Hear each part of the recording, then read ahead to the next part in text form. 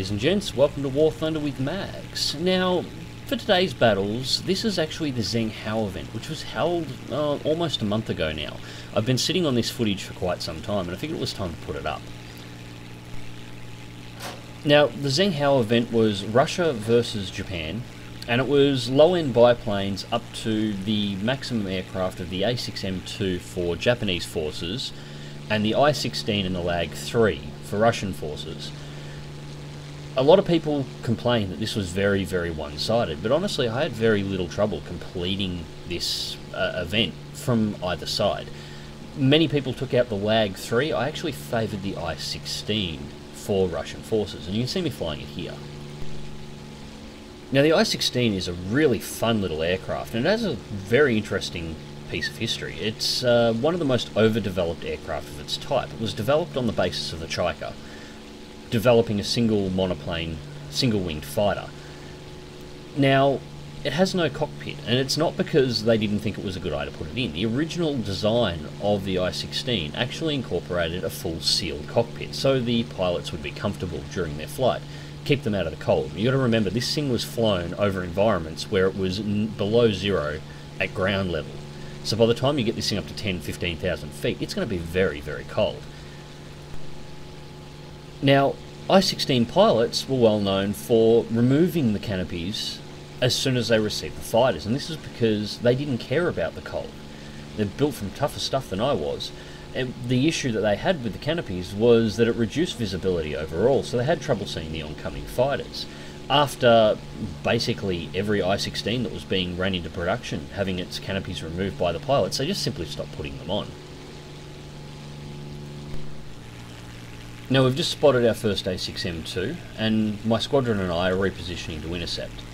Now I'm flying here with Oz Salty from RAAF Squadron, and of course Caden Oz. Now the reason why we chose the I-16 over the Lag-3 is why the Lag-3 was the fastest aircraft on this map, and it did have the highest firepower rating of any of the Russian aircraft available.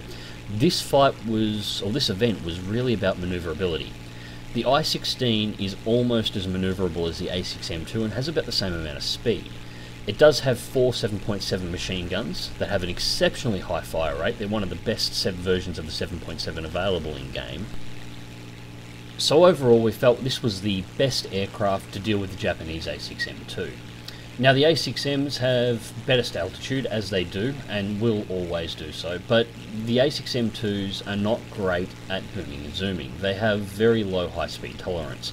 So as far as we're concerned, they can stay up there. We're going to deal with the fighters on this level and just wait for them to come down and actually fight us at our own level. There's no point in climbing up. All we'll do is energy trap ourselves.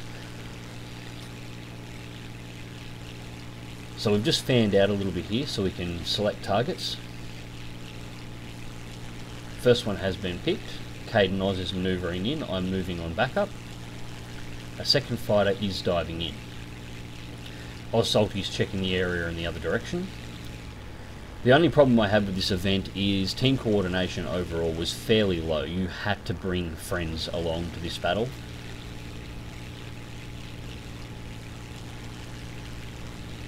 People tended not to warn you in chat or in any way when you're about to get bounced. And it was part of it, I think, may have been because of the speed the battles took place at.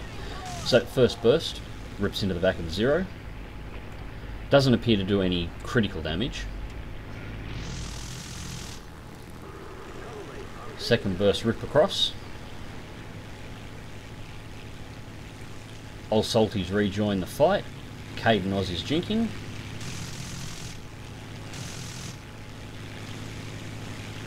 And there's the ejection. I obviously hit something critical there. The Zero was having major issues manoeuvring and he just bailed out. So take it into a rollover while I'm repositioning. I've lost situational awareness at this point for a few moments. I wasn't sure if anything was coming in, so I manoeuvred to avoid. Second Zero has been spotted moving in, this time moving to engage Oz Salty, so me and Caden reposition to cover.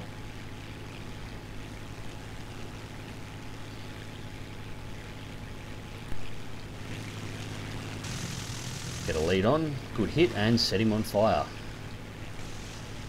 Gotta love incendiary rounds in high velocity belts. That is the end of that Zero. It is just a fireball at this time. So we all pack on just to make sure it is not going to come back to the fight. I just confirm the kill with the last hit. And that's him out of the battle.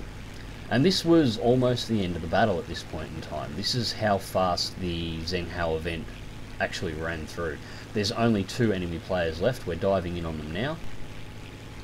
I still have 1800 rounds of ammunition left, but I decide to play top cover and let Caden, Oz and Salty manoeuvre in and try and clean up these last 2 kills. So roll into position myself to assist.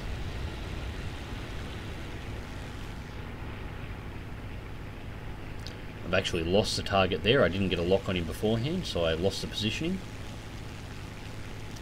And he went down anyway, and that was the last kill of the match. So let's go check out the results.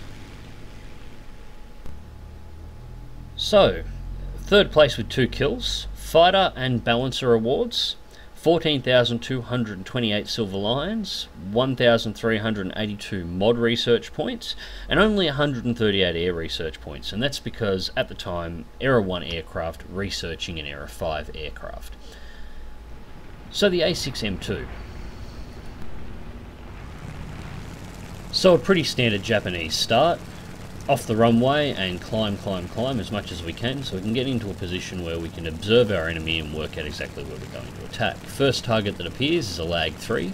Again, no surprise, fastest aircraft in the game, in this event, should be the first target we detect, especially if they come in relatively flat.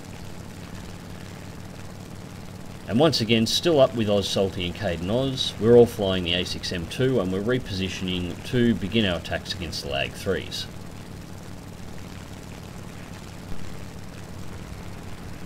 Now we're targeting the Lag 3s first, not because we fear them and not even because they're the first aircraft that showed up, because they can be particularly dangerous if we need to evade in a dogfight. The I-16s by far had us more worried in these fights. The Lag 3, however, can come in extremely fast and take us out, and if we're in the middle of a turn fight, there is no way that we will be able to maneuver out of the area.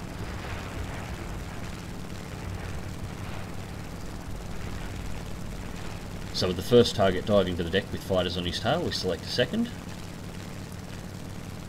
We're not ready to dive in just yet, we're still observing, waiting to see what they do and where they go. We don't want to give up a 5,000 foot advantage over targets unless we absolutely have to. First I-16s come in.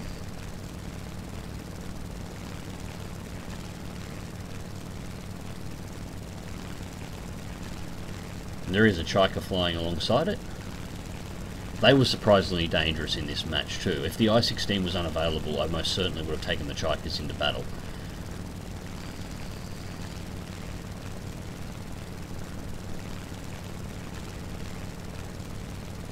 They were actually the most manoeuvrable aircraft in this event. So we're just tracking the I-16. And this is the big difference. The reason why the Japanese team in the last match crumbled so easily and so quickly was mainly because they dove into the fight too fast. They didn't take the time to work out who they were going to attack, how they were going to attack them, and to set themselves up. They just rampaged in as quickly as they could, dove on the first target they could find, and then were rather surprised to find that the I-16s could keep up with them in manoeuvrability and had a lot more ammunition. So with nothing else in the area, the I-16 will be our first target. Caden Oz has the I-16 covered, but there is a Lag 3 in the area incoming. This is exactly what we were worried about at the start. Once we engage in turn fights, Lag 3s can boom and zoom us quite easily, so we needed to eliminate him quickly. Good rip across the back of the aircraft, obviously destroyed his control surfaces, and he bails out. So that's my first kill of the match. Immediately take it into a tight roll and pull back in with Oz Salty.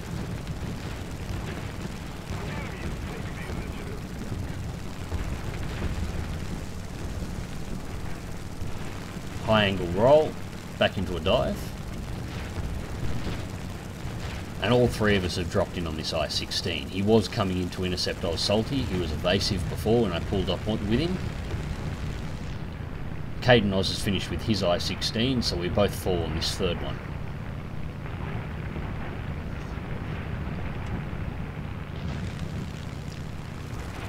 roll out of the turn.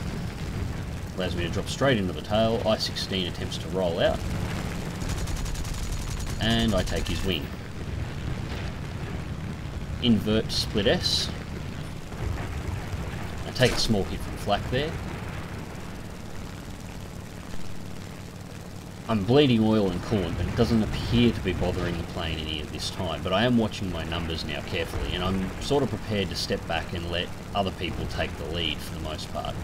However, this I-16 presented itself, so I thought I'd make a pass. Critical hit on the way through.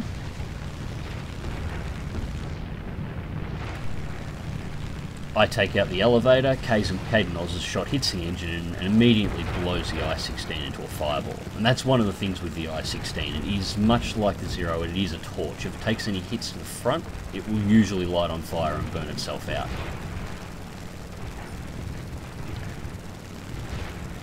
And from here, there weren't a whole lot of targets left. The Lag 3 here gets wise. Runs straight under flat, I pull in behind. Now I take my shots, but I'm critically low on cannon. I do get a couple of hits in, but nothing too critical. Caden Oz and Oz Salty have pulled on with me. This is one of the last major aircraft left in this match. But we simply can't catch it. Unless he manoeuvres, we're not going to be able to keep up with him. I decide to get a little bit of altitude. I'm hoping he'll try and make a turn and it'll give me an advantage to dive in on him.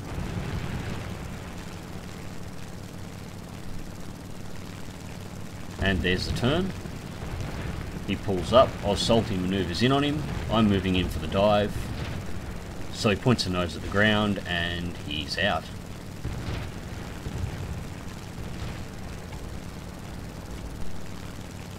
Suiciding your plane like that isn't exactly what I would call great sportsmanship, but you know, I can't really blame him. He had 3 zeros on him and we've got multiple kills in between us. It was only a matter of time. And from here, all there was really left to do was farm a few AI while the match comes up for an end. So I close in on this TB and me and Caden take it out, scoring an assist. So on to the results, and this must have been a day for third place. Once again, third place with 2 kills, the on-hand award and a 1500 Silver Lion battle trophy. I seem to get that one a lot.